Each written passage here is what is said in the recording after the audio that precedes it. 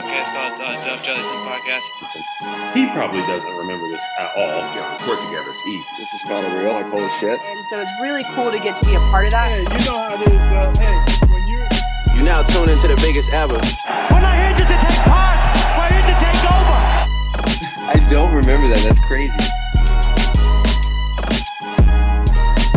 What's up, everyone? We're back with episode 163 of the Jellison podcast with David for a special guest, D3 Most Outstanding Player of the Year in 2022, Wabash alum, Jack Davidson. Jack, how are you?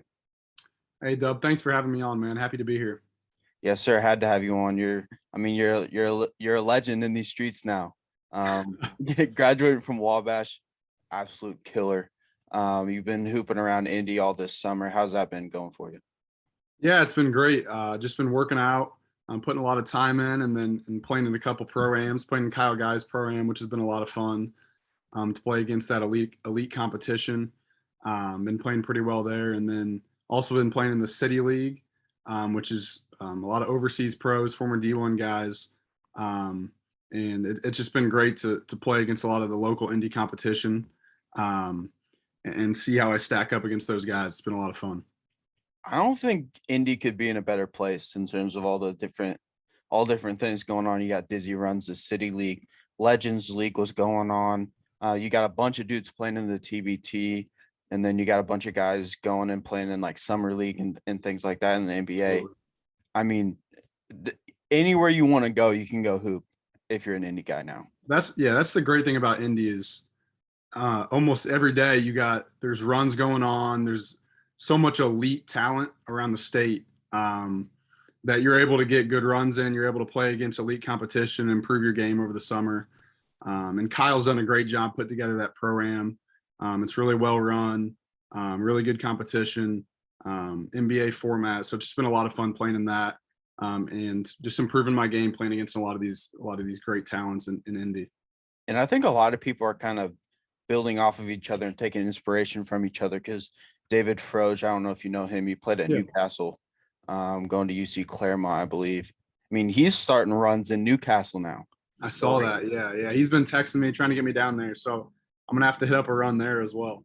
Yeah. I mean, you could start that at HSC. You could go to Noblesville and start that. You can, everywhere you want to go, you could go hoop. And I think that's a beautiful thing, like you mentioned about Indy, is all these dudes actually want to be there. Like they look forward to going and playing Dizzy runs in the City League, as opposed to like, oh yeah, I might, I might play. Yeah, it's just a great spot. It's a great spot to spend your off season, because a lot of those places you're not going to have as much elite talent as you have here, and it's something you really can't take for granted. It's a great spot to be.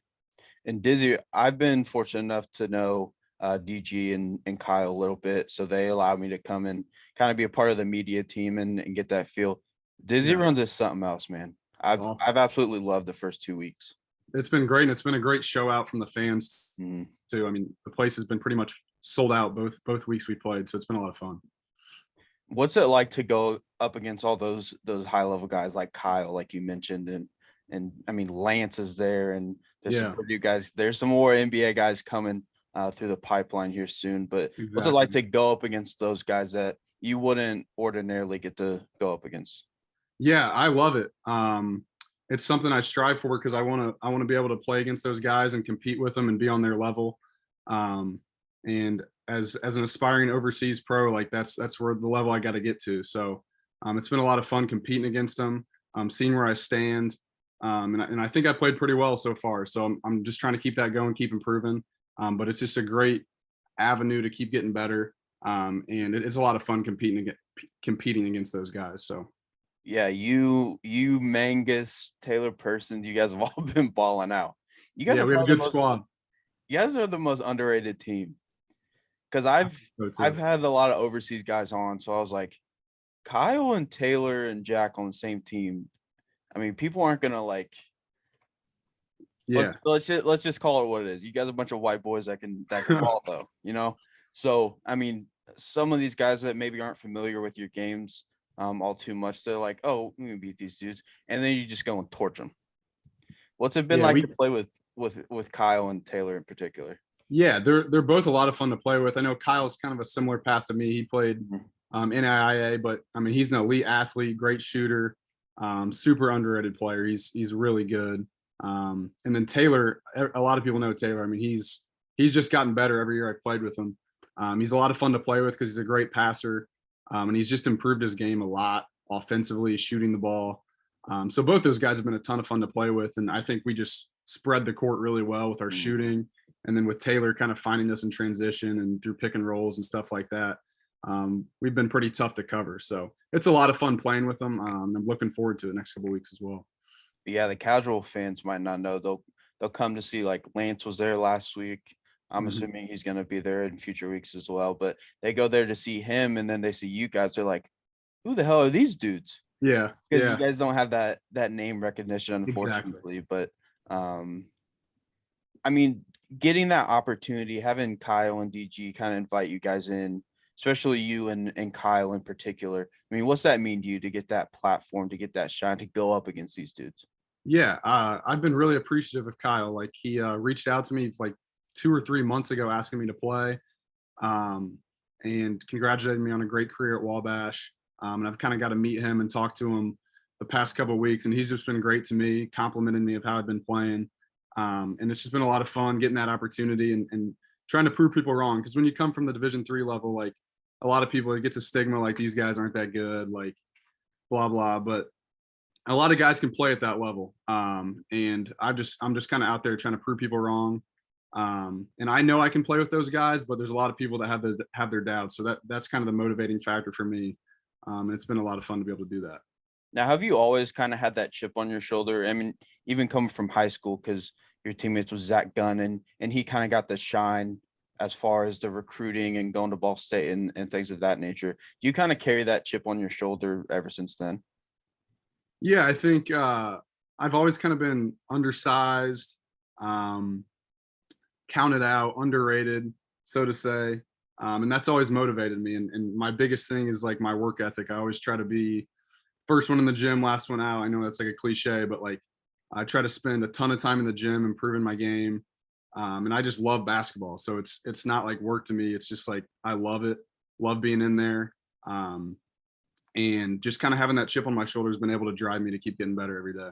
And kind of going back to the stigma of either Division II, Division III, and AIA level basketball. I mean, you and Kyle Mangus are two of the best to come out of Indy in the past 15, 20 years. I mean, you can make the argument that Kyle's one of the greatest NAIA players of all time. 2-time National Player of the Year, 3,000 points. And then you look at his resume, man, it's nuts. Like, over 3,400 points. I mean, he's crazy. He's elite, man. He went and balled out for Minimaki last night too. Yeah, he played with that TBT team and played. I watched first half. He played well. Yeah. I mean, he's impressive, dude. His athleticism is what kind of catches you off guard. He can get up. And then you add his shooting ability to that. I mean, he's a good player and he's a lot of fun to play with. Really good dude. But yeah, in Indy specifically, I mean, I can't speak for other states because I haven't experienced that. But I mean, you got Wabash, you got Indiana Wesleyan, you got Marion, you got Bethel, St. Francis, all those different schools that all produce dogs. Like, I think Zach Owens played for Bethel this past year. I mean, Wes Stowers was an All-American at Marion. Marion's got a phenomenal program, both on the men and women's side. For sure. What are some of those games and environments like to play in? Yeah, I mean, I can speak to our level specifically. Like, a lot of people don't realize how good the talent is at our level. Like, you get a lot of undersized guys, but like these guys can play. In a game at Wabash, like, we sell out almost like all our home games. Our students are really passionate about it. We made a run to the Final Four this year, and like, our conference championship game was completely sold out. Our entire run was crazy. We had people traveling to Atlanta, playing at Emory, which is in their home gym in Atlanta, and we had more fans than them. It was nuts. So we have a passionate fan base. Like, it was a ton of fun playing in front of them.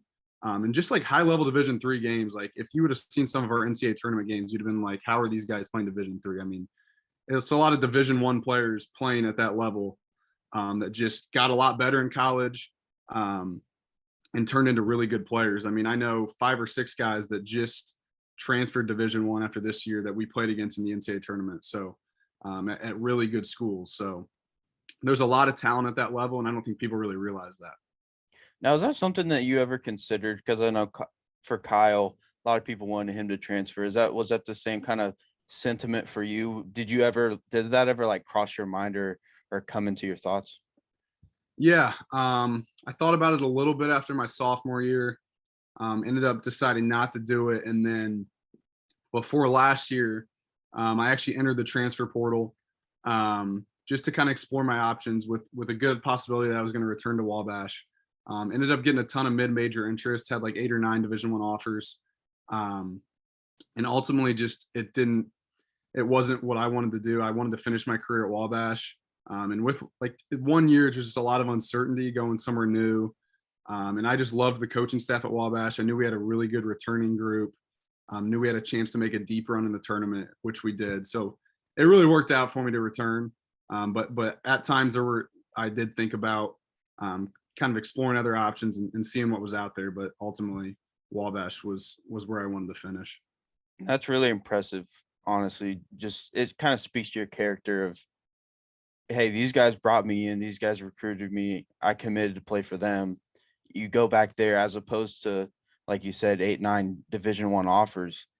Most guys would immediately jump at that opportunity and leave. But I mean, you felt that you had the best opportunity at Wabash. Yeah, and that's absolutely correct. I mean, Coach Brummett and Coach Sullivan at Wabash, I was under recruited. Like I didn't have many schools coming after me in high school.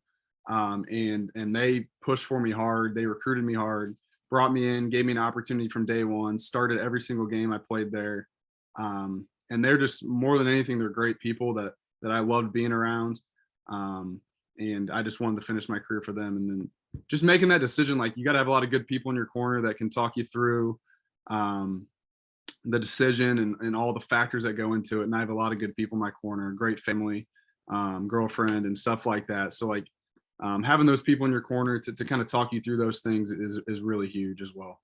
Mm-hmm. And I mean, you have all the talent in the world. You could have went and gone and played Division I ball, either mid or high major, and had great success. But you chose to come back. What was that recruiting process? Take me back to high school and kind of the schools that were looking at you and being overlooked, like you mentioned. Yeah. High school, like I was really undersized I'm like 6'1" now, which was still about average size for a guard, a little undersized probably. But until my junior year, I was probably like 5'6", 5'7". Then I hit a growth spurt going into my junior year. Finally got to about 6 foot. So I started playing varsity junior year, played pretty well. And then senior year, I had my best year by far. I mean, I shot like 55% from 3, probably averaged like 15 points a game.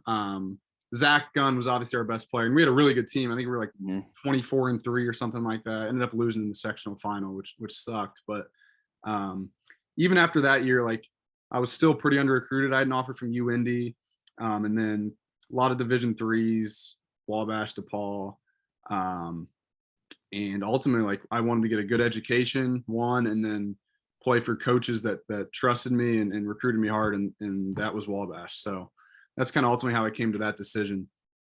Was it hard not to be allured by UND, given that your brother went there? Yeah, UND was a special place for Eric, and ultimately it just wasn't the right fit for me. But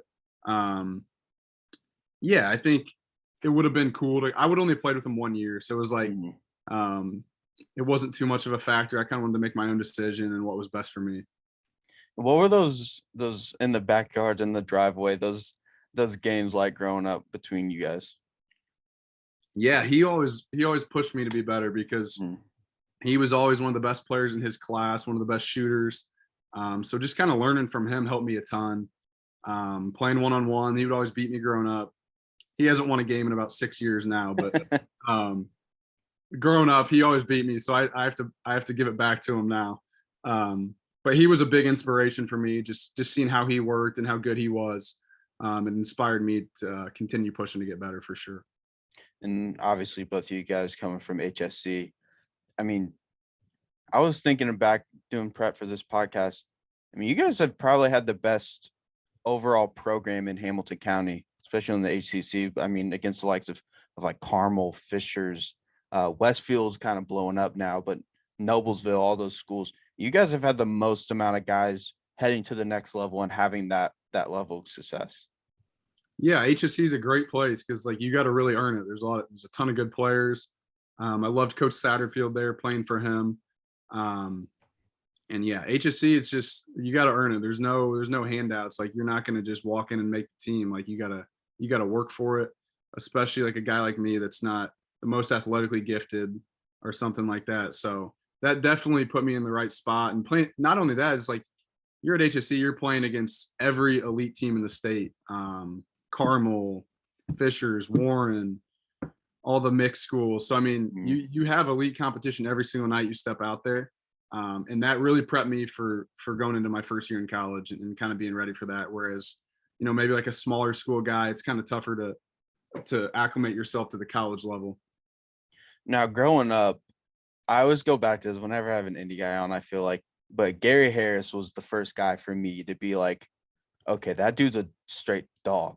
What was it like for you being in Fishers, being in that school system? What was the buzz like surrounding him? And I mean, Zach Irvin the following year as well. But oh yeah, I mean, HSC basketball growing up, like everyone wanted to be there. All the games were pretty much sold out.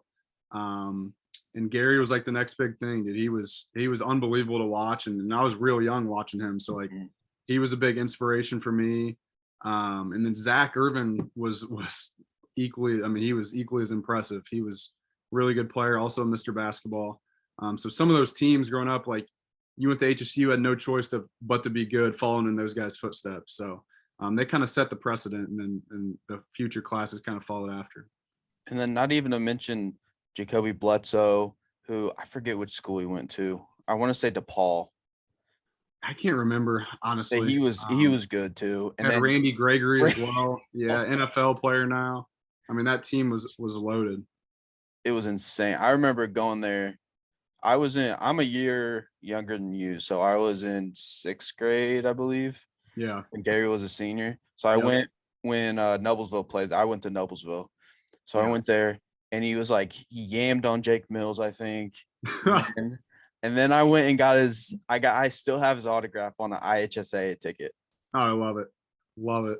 Yeah, those games were crazy, man. I mean, the atmosphere and the environment of those games on Friday nights, Saturday nights, whatever, it was absolutely insane. Yeah, you couldn't miss it. Like that's every Friday night, that's what everybody did. You went to the game. Just crazy atmospheres. I don't think it's like the same today. Like I go back to some high school games maybe once a year. It's just not the same feel. I mean, it's still Indiana high school basketball, don't get me wrong, but man, back in the day, you couldn't get a seat in some of those places. I remember that sectional final when he hit, or I don't think that was the final, but he hit. It was against North Central. The bank three from like just inside half court. Yeah, I was there. We were sitting up on the little track at Noblesville. There was not a seat to be found. No, yeah, I think they played North Central that night, and North Central, I think it was 1 versus 2 in the state, maybe. North Central was loaded, yeah, and it was like somehow they got matched up in like the first round of sectionals. It was like, how does this happen? But yeah, I went there because Ronnie Johnson was committed to Purdue. I'm a Purdue guy, so I went to watch him, and then Gary stole the show, which he did quite frequently. But he did. I mean, do you relate especially when you were in school and maybe when you were growing up, do you relate that kind of feel and environment to how the environments were at the Wabash games? Yeah, I think they're definitely unique of each other, but kind of playing in front of those environments in high school, even when I was high school, there were a ton of good environments, especially when you played the rivals like Fishers, and then sectionals were always pretty much sold out. That kind of prepares you for anything you play against at the next level as well. And playing home games in front of like it gives you a huge advantage for sure. And then going on the road, like you're just kind of used to playing against hostile atmospheres. Like when we play at DePaul, that they sell the place out. Like that's a huge rivalry for us. And then they're yelling things that you probably can't repeat. But it's a lot of fun. Like that's just something you kind of relish as a basketball player. Like having opposing crowds yell at you, that kind of fuels you a little bit. And it's fun. It's fun to play in those environments. And playing high school in Indiana definitely prepares you for that. What were some of your favorite games that you ever played in? I mean, it could be sectional games, even games that you guys lost, but just the environments were crazy. You went up against another high level guy or something like that. Yeah. God, I think back to just some of my most recent games. During our NCAA tournament run, we played at Emory to go to the Sweet 16. Went down to the wire. Game was like back and forth all game. I think we won 88-87. I think it was the final, and they missed a tip in at the buzzer. We just went nuts. I mean, that game was crazy. And then we played at Illinois Wesleyan, another road game in the Elite Eight to go to the Final Four, and came back from like 10 down in the second half, ended up beating them by 6 or 8. And that was just a crazy atmosphere. I mean, standing room only, place was going crazy on the road. We still brought a good amount of fans, but like still a road atmosphere for sure. And winning that in their place to go to the Final Four, that was probably my most memorable performance for sure. And then on the flip side, what about high school? Were there any guys, like high level guys, like the 4 stars, Indiana All-Stars that you went up against that you're like, all right, this is the real deal? Yeah, I mean, I can remember some matchups like North Central with Chris Wilkes. Those games were always fun. Playing against an elite guy like that at our building, and those games were packed. And then any sectional game, really, like if those sectional final against Carmel, I know we ended up losing that game, but like just a crazy atmosphere, really good talent all over the court. So games like that are the ones I remember the most. Mm-hmm. And then kind of going back to Wabash, I mean, with all the accolades that you got, you won most outstanding player this past year, going to the Final Four, all conference, all that. I mean, how are you going to remember 10, 20, 30 years from now? Yeah, I think all those things are great. And like, I'm very proud of those accomplishments, but I think most of all, you'll remember like the memories with your teammates, especially this past year. Like, I'm best friends with like 4 of the seniors that we went out with, and to go on that run with them and experience all those cool memories, not only playing in the games, but getting to visiting these cool cities, traveling during the NCAA tournament, just spending time together and all those cool memories that you make along the way. I think those are the things you'll remember the most, and the friendships you made along the way. Mm-hmm. Especially in sports. I mean, that's what everyone's going to remember. Even for me, like I played baseball in high school, and when I see some of those guys I played with, we go back to those high school years of either the hard training or some of the funny things we did in the locker room, whatever. I mean, that's what sports is all about, in my opinion. Exactly. No doubt about it. Yeah. And do you think that going to the Division III level, do you think that made you a better player in the long run compared to if you've gone to a D1 school and not got the same playing time or same opportunity? No question. Yeah, I think it was the best decision I ever made. It really allowed me to evolve my game in a way I don't think I would have been able to at the next level, because I think even in high school I was more like a spot up shooter. And we played a lot through Zach, and Zach was an elite player. Like, we had to give him the rock a lot. And you know, I kind of played my role as the second fiddle, but at Wabash, like almost immediately they kind of gave me the keys, and I was able to kind of do a lot of the different things with the ball. And that allowed me to work on different things that I hadn't worked on before, off the dribble, penetrating, finishing around the rim. Like, I really improved my game in those areas, especially with my ball handling, shooting off the dribble, and kind of penetrating and finding guys, stuff like that. Like, that wasn't something I had in high school, and something I don't think I would have evolved into unless I went to that level and was able to play with the ball in my hand a lot. So I'm really grateful for my experience at Wabash, and definitely think it's made me into the player I am today. Mm-hmm. Yeah, and that's something I don't think people think about, because like, look at someone like Ryan Klein. He had the ball in his hands every single possession, just about every. I mean, any chance Carmel could get, they'd give it to him, right? Gets to Purdue, and he's barely playing his freshman year. He's the Mr. Basketball runner-up at Carmel. I mean, accolades out the ass, whatever. And then he has to go play his role in college. And a lot of guys, I mean, if you want that opportunity to get the keys, like you mentioned, if you go to a Division III, Division II school, you're going to get those keys. Yeah.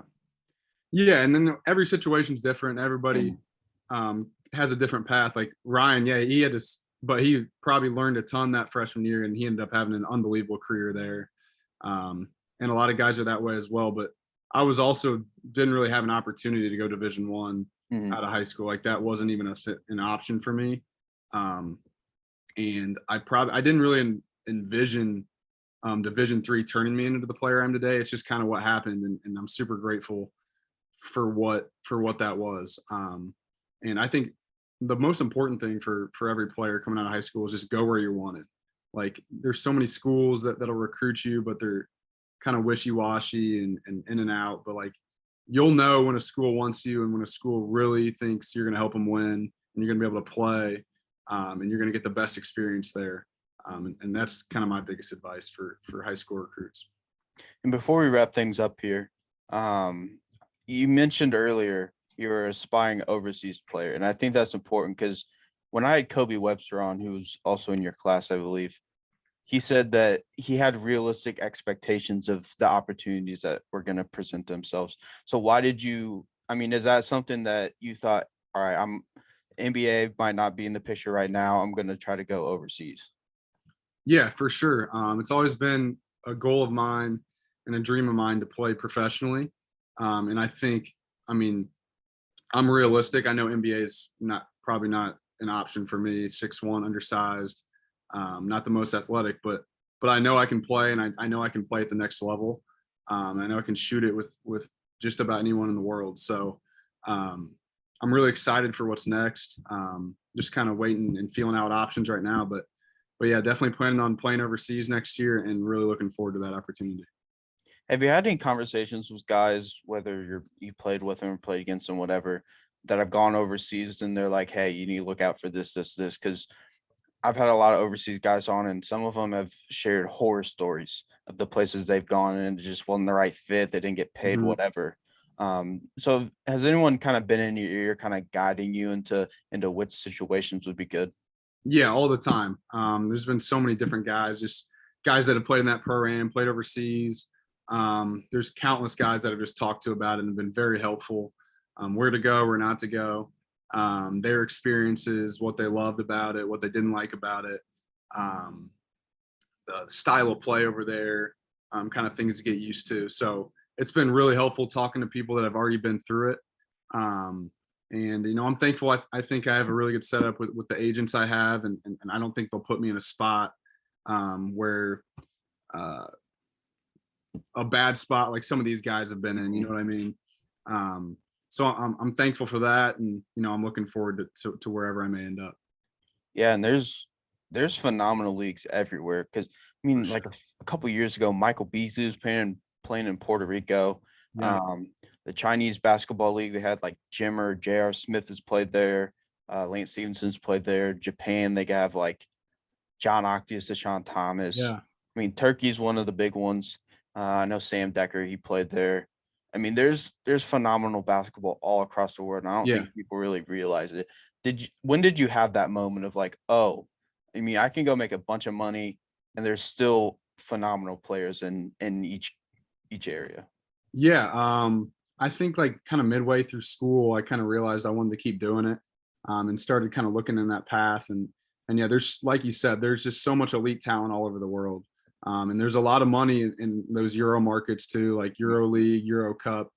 And you know, that's not something I'll start out in, but that's ultimately a goal to work my way up to and play in some of those top leagues in Europe. And I mean, some of those elite, like you said, Sam Decker, like the elite Division I, like guys that you may not see in the NBA today, Yogi Ferrell. I mean, Kyle Guy just signed a big deal in Spain, in the top league there. So like, there's so much elite talent over there. The NBA is not the end all be all. Like there's really good leagues overseas, and a lot of good players playing over there. Yeah, I think Sam Decker had Nick Johnson on his team, who was an All-American at Arizona back in the day. He had I can't remember the dude's name. He was a left, Kamar Baldwin. Kamar, yeah. I mean, there's countless dudes over there that have just had elite college careers, still really, really good players. One of my brother's good friends, Jordan Lloyd, plays over there, and he's been unbelievably successful. Just signed with Monaco over there, in the Euro League. So I mean, he's having a great career, and it's been kind of cool to follow him and see his path, working his way up. And he was at UND as well. So like even Division II, Division III guys, like they've had a ton of success over there. So if you just keep working at it, put the time in, like I'm confident that I can make it to that level as well. Hey, no doubt in my mind you're gonna make it to that level. Appreciate it. I'm gonna wrap this thing up. I don't want to hold you too long. I really appreciate you coming on. It's been a joy to watch you play over the past couple of years. I've been tuning into Wabash games and then seeing you at Dizzy runs. Best of luck moving forward, and might see you tomorrow at Dizzy runs. Sounds good, man. I appreciate you having me on. Yes, sir. Have a good one. Yeah, you too, brother.